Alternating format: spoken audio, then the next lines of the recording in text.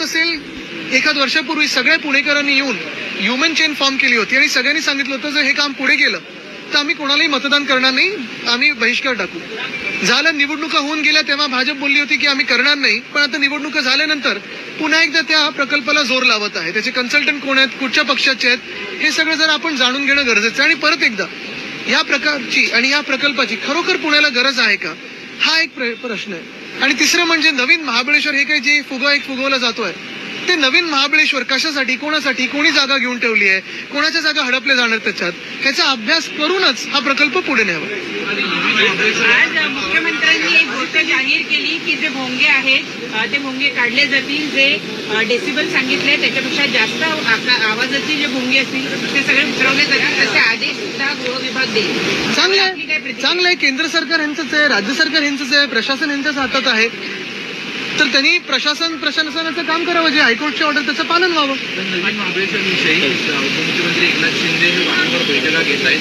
100 दिवसांच्या आराखड्यामध्ये देखील त्यांचा तो विषय होता. लवकरात लवकर कसं केलं जाईल? हो बघा, मी त्यांचं जे एकदम लगेच सत्ता गेल्या 5-6 वर्षात सापडलेलं गाव आहे त्याच्यात जाणार नाही, ते गाव जे वाढतंय त्याच्यात जाणार नाही, घराचं ते क्षेत्र आहे त्याच्यात जाणार नाही, गावाकडे रस्ते नाहीत पण 2 हेलिपॅड आहेत त्याच्यात जाणार नाही.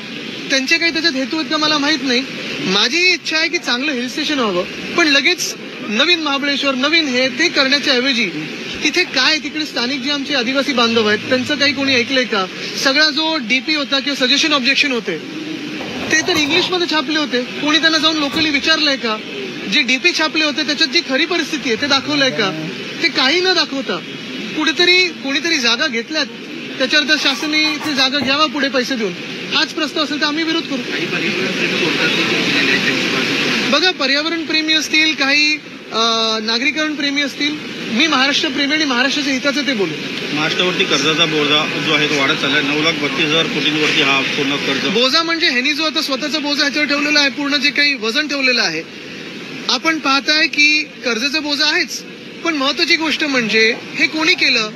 खोटी आश्वासनं कोणी दाखवली? आणि आम्ही जर सरकारमध्ये असतो तर आम्ही लाडकी बहिणीनं 3,000 रुपये करून दाखवले असते. पण आज आपण पाहतोय, काल रात्री पण मी पूर्ण ते बजेटचं डॉक्युमेंट चालत होतो, खरोखर त्याच्यात एक सुद्धा गोष्ट काही त्याच्यावर बोलण्यासारखी नाहीये. 8 स्मारकं की 9 स्मारकं सांगतायत, पण ज्या स्मारकाचं, शिवस्मारकाचं जलपूजन केलेलं प्रधानमंत्री महोदयांनी त्याच्यावर एक चकार शब्द नाही या पुस्तकीत.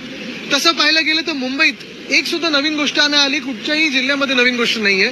स्वतःच्या काही लोकांना आणि स्वतःच्या आवडत्या लाडक्या कॉन्ट्रॅक्टरना पैसे आहेत, पुढे काही नाही. उल्लेख केलेला आहे. विधानसभा निवडणुकीपूर्वी महायुतीने जाहीरनाम्यात 2100 रुपये देऊ असं म्हटलं.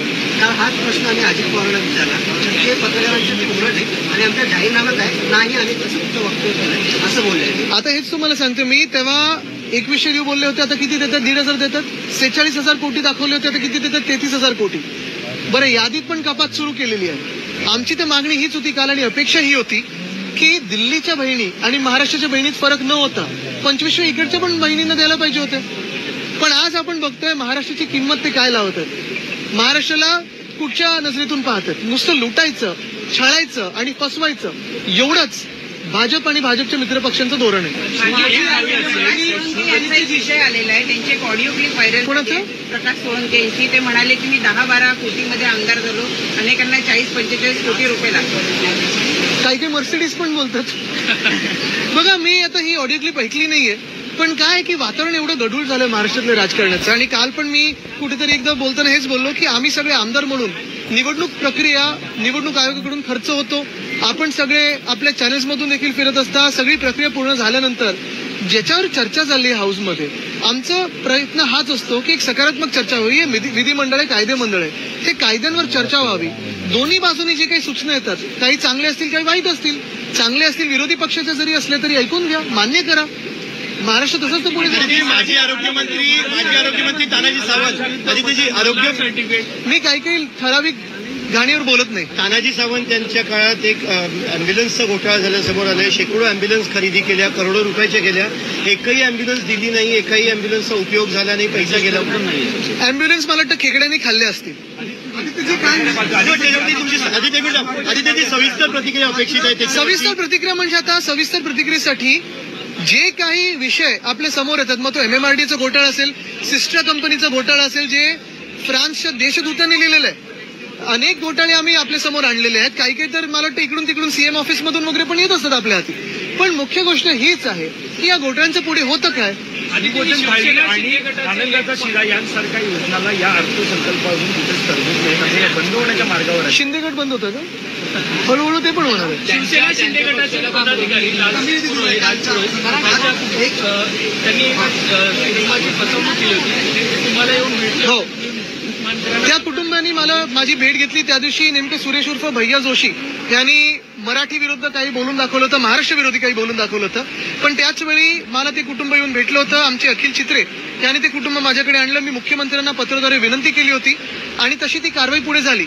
मध्ये काही शायनर लोक गेले आहेत श्रेय ढापायला, त्यांना ढापू दे श्रेय.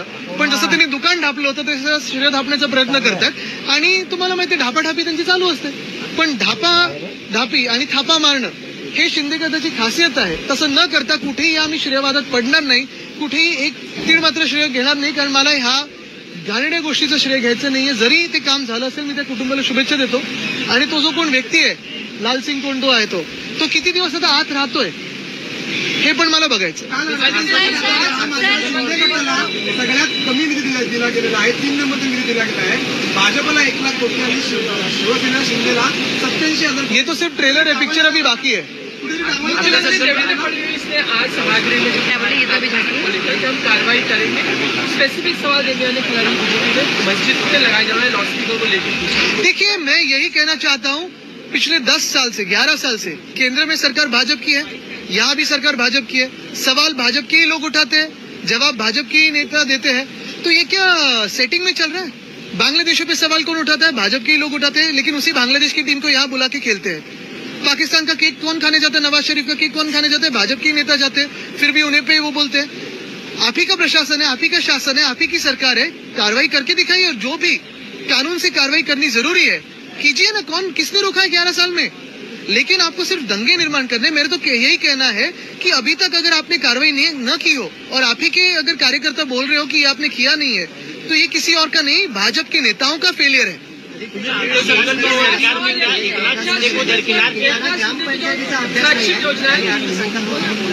कोण कोण काय झालं? बाम जास्ती झालं.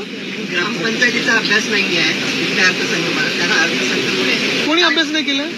तुम्हाला मंत्र्यांचं ते बोलतात, कोणाचं ते गृह राज्यमंत्री वगैरे त्यांना उत्तर देत होतं.